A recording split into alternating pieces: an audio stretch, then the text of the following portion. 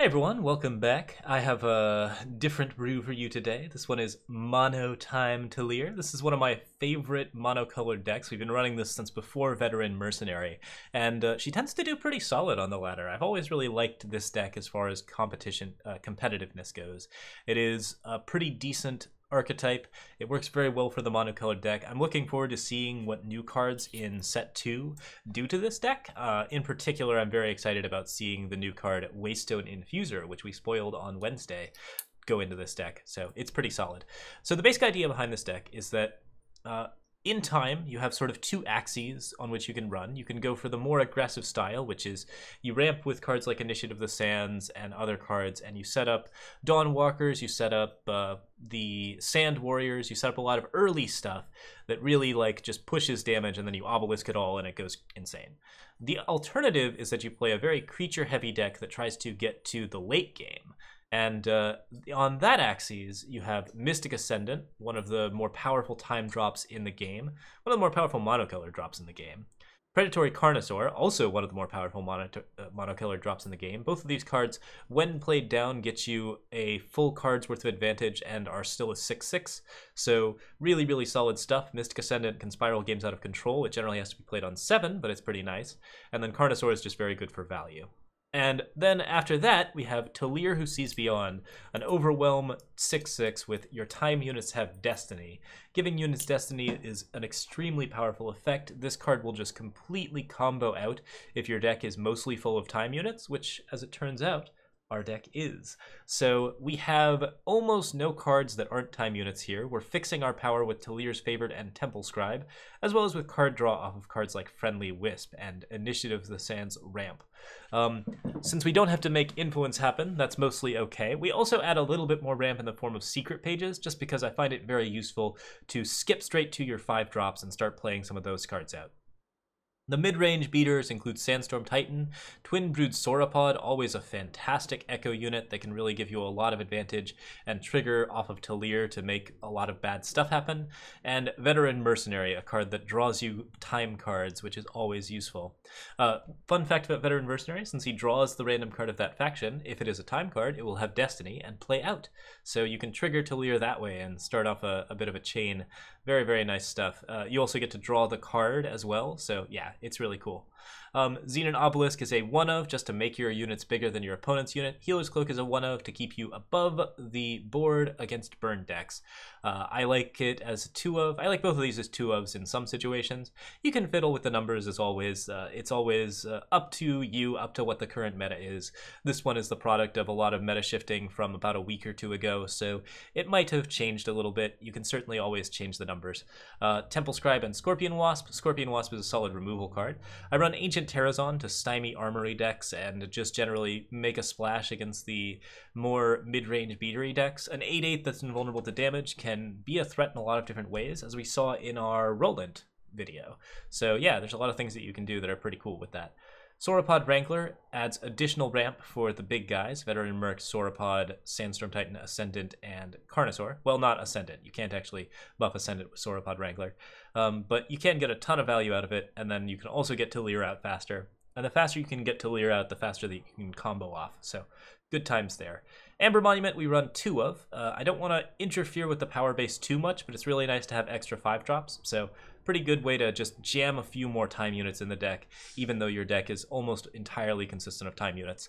And then finally we have a Striking Snake Formation that all of your units get killer. That card can just turn a board where you are stalled into a board where you are not, and that's always really useful. It's kind of a mini Crystallize. Very effective stuff.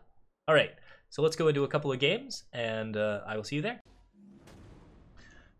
Rito Suave. Temple Scribe, Secret Pages, and Mystic Ascendant means that I can at least buff myself up to Mystic Ascendant. That seems okay.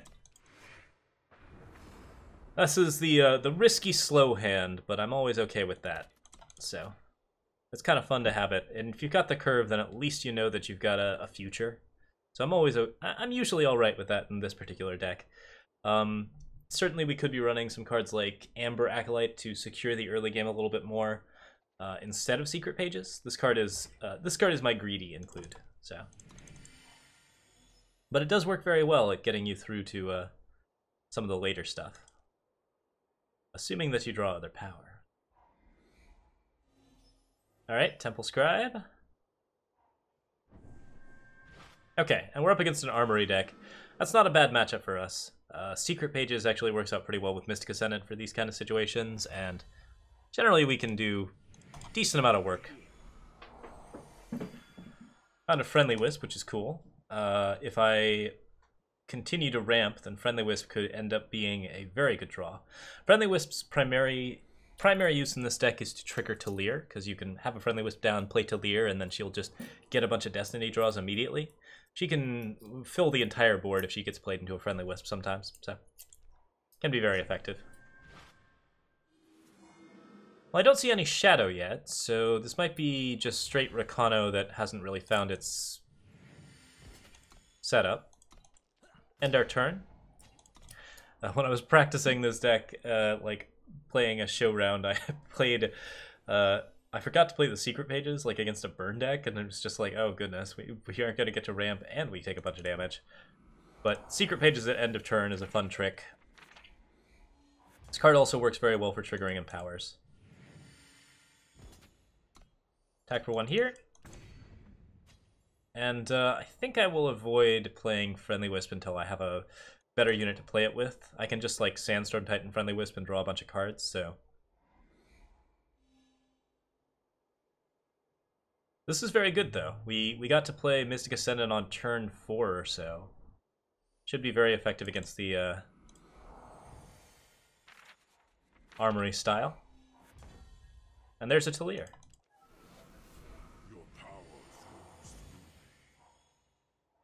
Found another Mystic Ascendant too. I totally dig it. We've seen 2 Inspires, so we could have like a buffed Auric Runehammer, or I could just have Vanquish or Harsh Roll.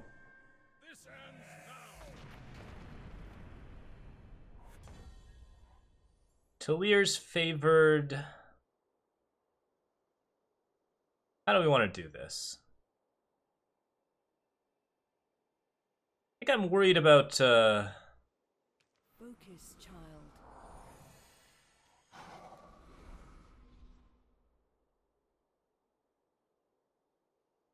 Yeah, that looks okay, because then I can play the Secret Pages, or I can wait on the Secret Pages for Mystic Ascendant.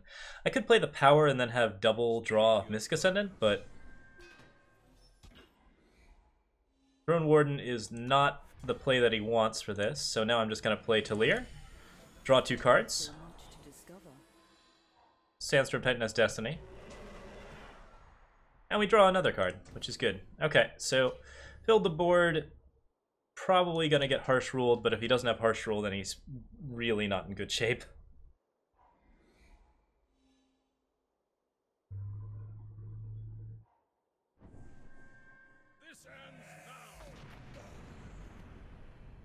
Alright, rough times. But we'll just Mystic Ascendant here. Play a power. There's another Talir, which is awesome. I think I'll avoid playing Talir here since I can Secret Pages. Yeah, I don't have to Friendly Wisp because I can Secret Pages now. Let's draw another card.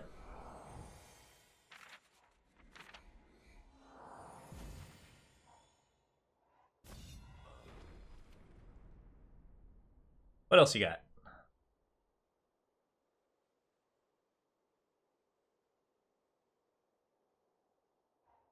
State your purpose. Throne Warden. Alright, so he could actually just have all the answers he needs, but Friendly Wisp, Talir. So much to discover. Found a Carnosaur, which is pretty cool.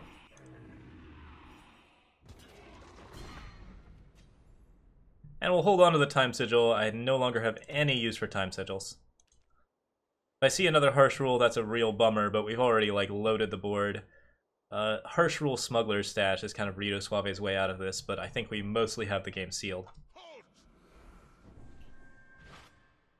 Valkyrie Enforcer silences Talir. That's a bummer, but I do have the board now. He's rising. Could pick up any number of things. I think Icaria is maybe what he's looking for. I can't think of an answer that really suits him here.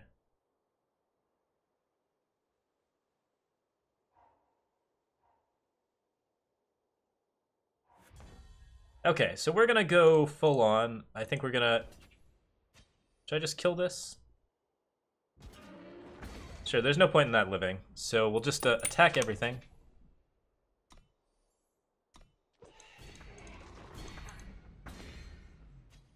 I kind of like Sandstorm Titan here, just to answer Icaria.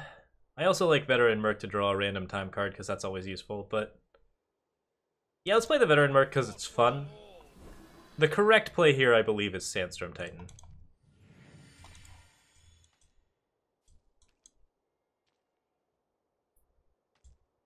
But if we see a Harsh Rule or something, at least we'll have done this. I shouldn't have played the power. Should have held on to that for Mystic Ascendant. State your purpose. Alright. Swing with everything. That's quite a bit. 18 or so? 19. So we don't quite kill him, but we get really close.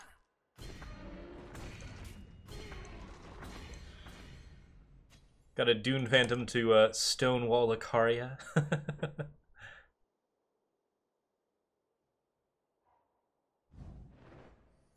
Alright, and that's the game.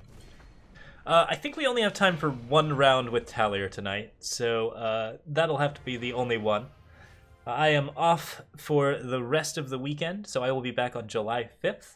Hopefully these 3 videos will keep you guys set up. I will try to upload some like spoiler type stuff off my laptop if I can, but my internet access is going to be pretty limited. But thank you guys so much for watching. Feel free to like and subscribe if you like this, and I will see you next time. Cheers!